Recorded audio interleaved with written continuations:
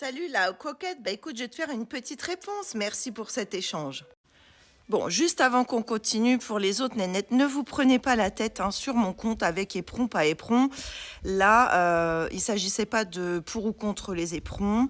C'était pour vous montrer un travail qui pouvait être réalisé par Manuel Borba Vega. Certes, il porte des éperons, mais je vous ai comparé cela à l'équitation française et néanmoins la référente, qui est championne olympique, dont j'ai oublié le nom, peu importe, mais j'ai vraiment comparé les deux types d'équitation. Donc on part sur ce qui est autorisé aujourd'hui, à savoir la bride et à savoir les éperons. Maintenant, vous pouvez vous faire des vidéos de réponses en expliquant le pourquoi du comment, parce qu'on s'enrichit tous les uns des autres. Mais ne vous prenez pas la tête à vous dire « moi je monte ceci, moi je monte pas cela ». Moi, il m'est arrivé de porter des éperons quand j'ai fait du dressage de haute école. Entre-temps, là, je ne m'en sers pas, tout simplement parce que déjà j'ai des jeunes chevaux, qu'ils sont en avant, je n'ai pas besoin d'éperons, ou j'ai un vieux cheval qui n'a plus besoin qu'on le stimule, et je fais surtout du loisir. C'est comme les morts ou la bride, il arrive à un niveau où vous avez besoin d'outils de précision. Ça ne veut pas dire qu'on va les rendre forcément coercitifs. Je vous ai expliqué, le mort que j'utilise aujourd'hui dans la bouche de Curly, pour certains, il est extrêmement violent. Je vous ai montré les conditions dans lesquelles je m'en sers. Encore une fois, tout est question de poids et de mesure.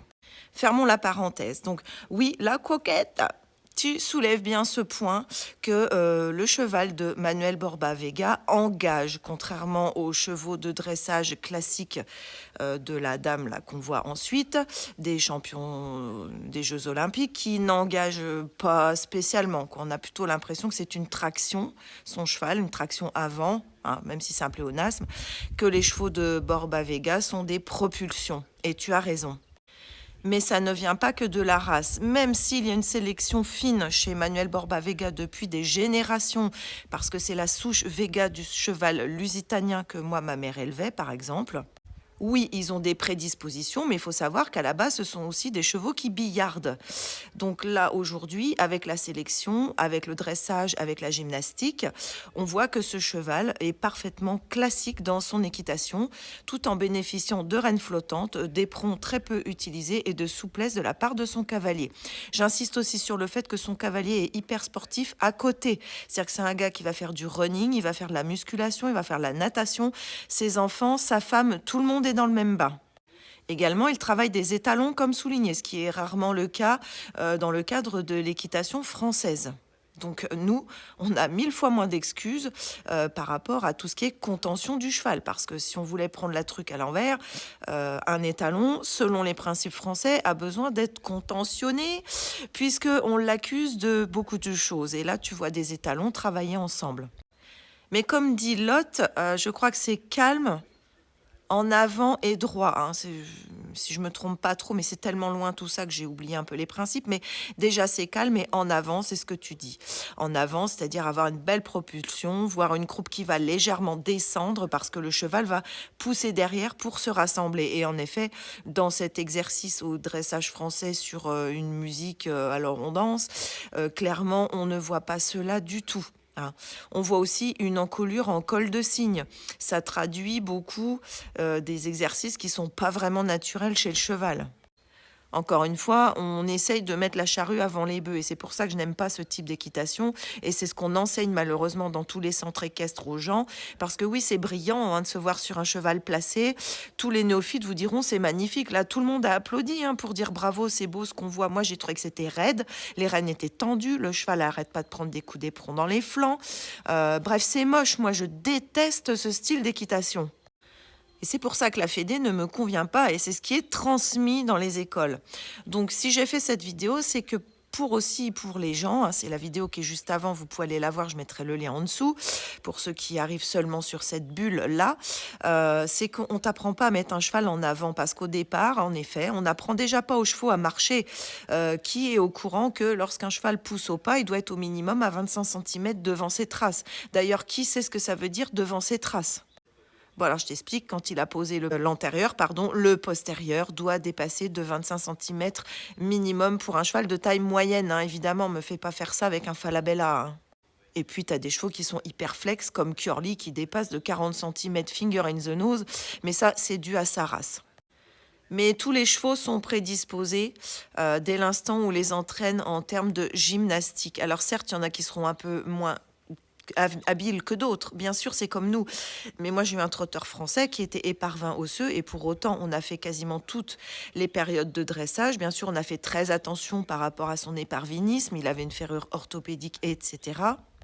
Mais je t'assure que j'avais un cheval en avant. Certes, parfois il avait un placé bas, parfois il avait un placé haut lorsqu'il avait beaucoup moins mal, parce que plus on remonte, plus la croupe va descendre pour engager vers le dessous. Il va s'arrondir, il va se rassembler. Mais on a démarré comme tout le monde, avec la tête en bas, en poussant au niveau des postérieurs pour lui faire un dos, pour ne pas le freiner. Voilà.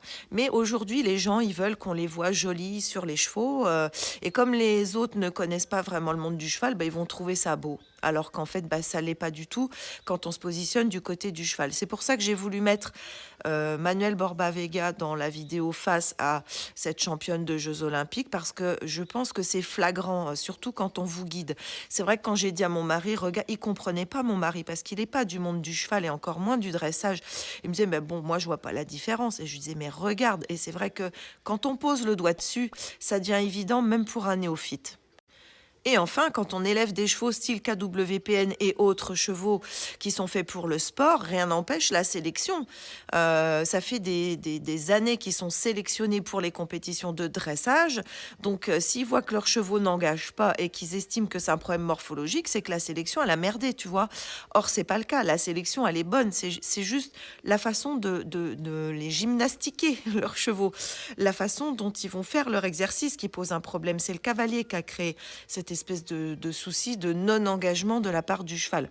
Et enfin, bah, c'est vrai que chez Borba Vega, les chevaux sont encore en liberté très longtemps, ils vivent auprès de leur mère. Ils ont le temps de se construire, ils ont le temps d'acquérir une morphologie. Je ne connais pas le passé du cheval de concours, là, en l'occurrence, mais bon, voilà, en France, on a tendance à foutre dans des box, ils oublient leurs congénères, on les castre, les juments, bah, on leur casse le caractère pour qu'elles arrêtent d'embarquer, etc. On n'a pas la même approche. Chez Borba Vega, même les enfants de 4-5 ans montent des étalons et ça ne pose aucun problème à personne, hein. Donc, c'est encore une fois une vue de l'équitation. C'est pour ça que j'aimais bien montrer cet homme, son équitation, mais il n'est pas le seul. Il y a la famille Pignon Delgado, le couple Pignon Delgado, pas l'autre, hein, Pignon, mais celui qui a des étalons, Madame Delgado Magali qui a un élevage qui le tient de ses parents. Voilà, tous ces gens-là, le point commun, c'est la transmission. C'est-à-dire que ce ne sont pas des gens qui se sont imposés du monde du cheval du jour au lendemain. Il y a une transmission. Mais comme les Français sont très hautains, et moi je me revois avec mon cheval ibérique, quand je suis allée au Haras du Lion d'Angers pour le faire qualifier en tant qu'étalon, c'était au tout début des qualifications obligatoires par la fédération, parce qu'avant c'était les Portugais qui passaient pour reconnaître les poulains sous la mer, ou les étalons chez nous. Bon bah là, la fédération a décrété que finalement, ça allait être eux qui allaient les mettre en valeur. Tout le monde s'est foutu de ma gueule, hein. J'avais 13 ans, je faisais qualifier mon étalon, on me disait, regarde-moi ça, la gonzesse, en parlant de mon cheval, parce qu'il avait une grande encolure, il billarde, bah, ils y connaissaient rien, hein. C'est un pur Vega, donc forcément il avait cette tendance, mais ce n'est pas un défaut chez le Vega plus que ça. Regarde-moi ça, il a la croupe en dessous, bah oui, il se rassemblait, hein. C'était comme ça. Il faisait du petit galop, on me disait que c'était un cheval de cirque et que c'était pas un cheval de dressage. Ben, je crois que cette mentalité, malheureusement, elle est restée. Voilà. Sur ce, je vous fais des gros bisous. Encore merci pour cet échange, même si j'ai débordé par rapport à la question. Mais je trouvais qu'il y avait des choses un petit peu essentielles à partager. Allez, à bientôt.